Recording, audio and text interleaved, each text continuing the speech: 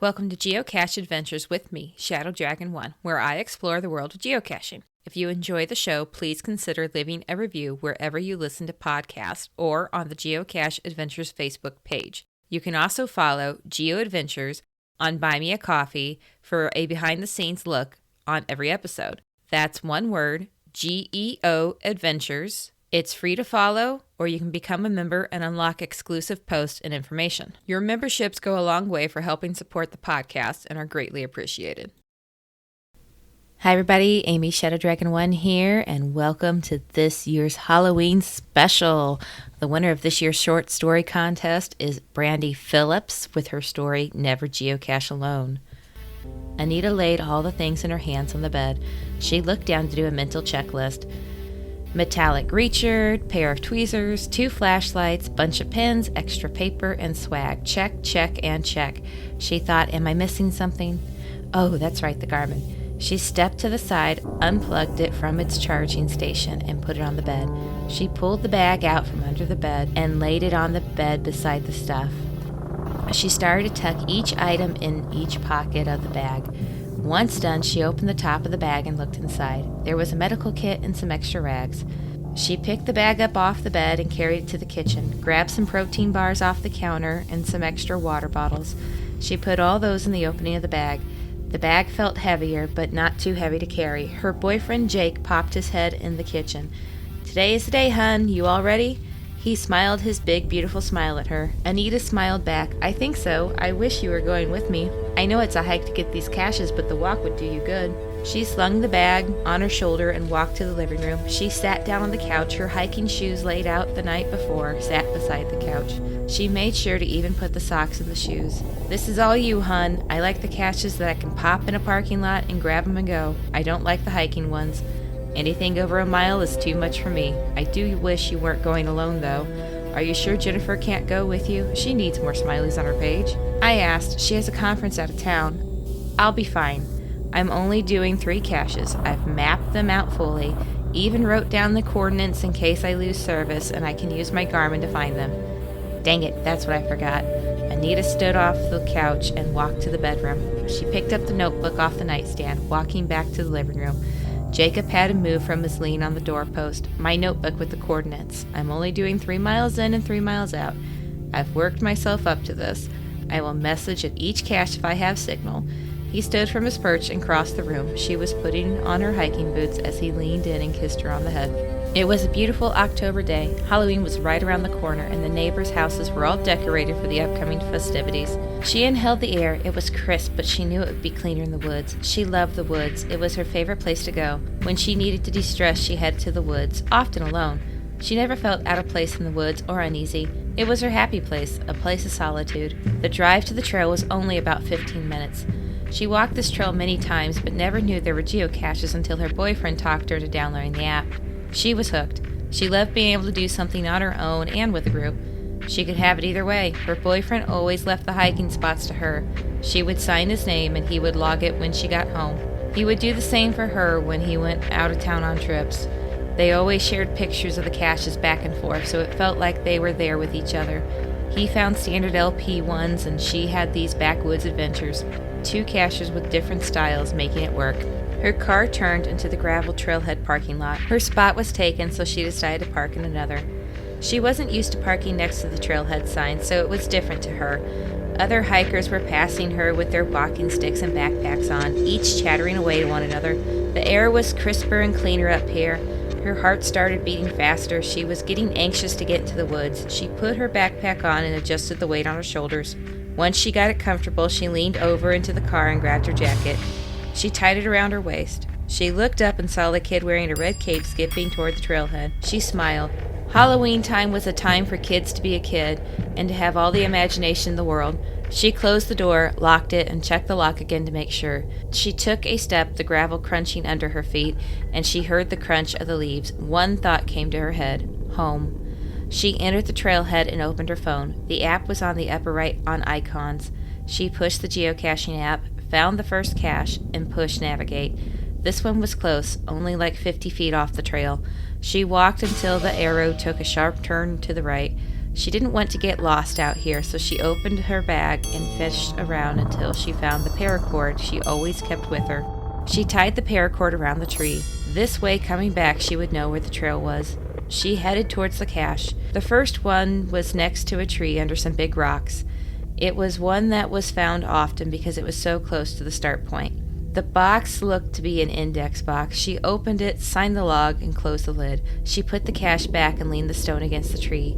Anita turned around and headed back to the trail. She saw the pink paracord and knew she was headed in the right direction. She pulled out her phone and logged the cache. She zoomed in and found the second one. This one made her nervous. It hadn't been logged in 3 years, and the difficulty was a 5. She had zoomed in on the map at home and noticed it was a climb up a rocky hill. She clicked navigate. It said it was a mile away. She put her phone on airplane mode and started walking. The trail was uphill, a little strenuous. She stopped every so often and checked her phone. When she thought she was in the general area, she took her phone off airplane mode.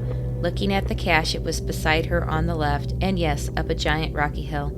She could see a small cave at the top. The climb looked steep going straight up, but she saw a trail where people walked in a diagonal line. There was a tree to her left, and she put her hand on the tree to steady herself for the first step. She crawled up the side of the ridge. She could hear little gravel pieces rolling off the hill and hitting the ground below.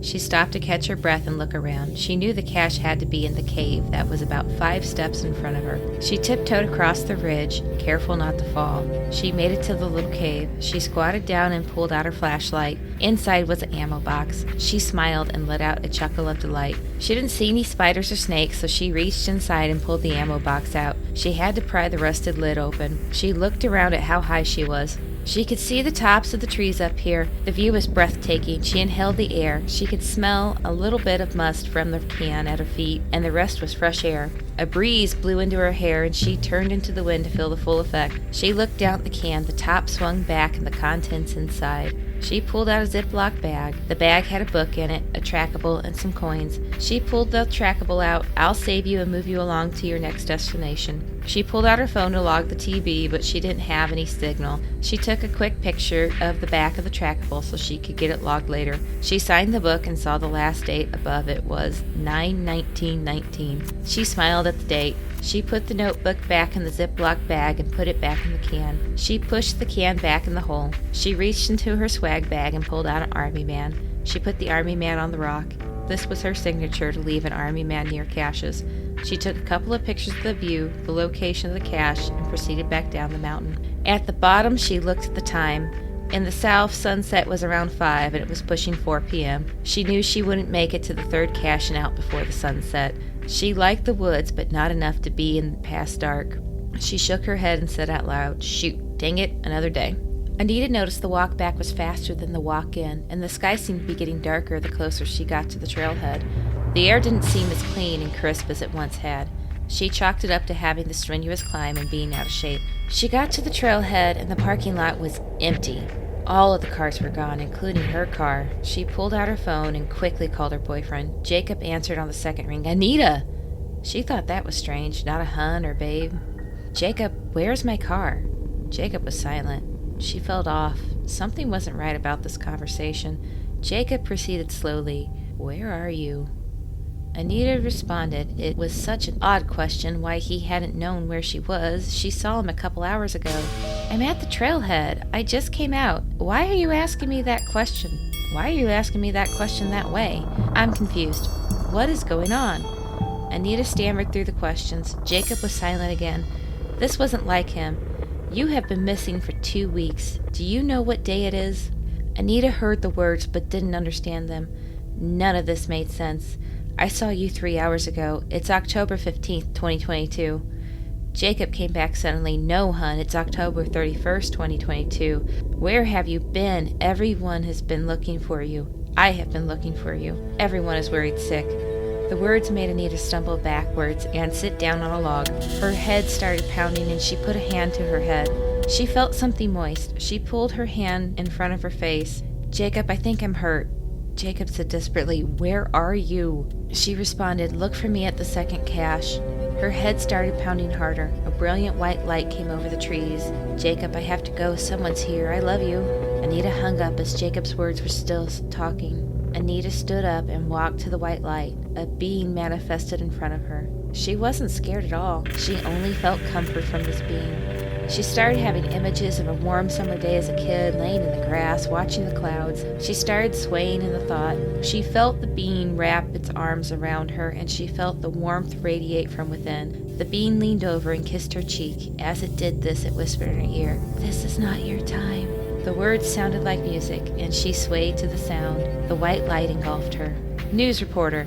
The woman park rangers pulled out of the woods on October 31st was identified as Anita Johnson. Anita was doing the popular scavenger hunt geocaching when she slipped down a rocky terrain, falling to the ground below. They say she's going to make a full recovery, but authorities are trying to figure out how she survived 2 weeks in the woods with no food or water. Reports coming from local bystanders was there was a humming melody that they didn't recognize. This is Claire with Channel 19 News. Claire took a step on the gravel and stepped on something metallic. She leaned down to pick up the object. She looked and saw it was a Jeep with a coat on it. She smiled, and she knew she had found a trackable. She tucked it in her purse to be logged later. Thank you for listening to Geocache Adventures. I hope you enjoyed this episode. Have you heard of FTF Magazine? It's the magazine for geocachers, filled with articles and snippets sent in by geocachers just like you. I'm a subscriber myself, and I love it. Check them out today at ftfgeo.com and tell them Shadow Dragon 1 sent you. Would you like to be a guest on a show or have a topic you'd like to hear covered? Reach out and let me know. Just go to the geocacheadventures.org website and click on the contact page to reach out.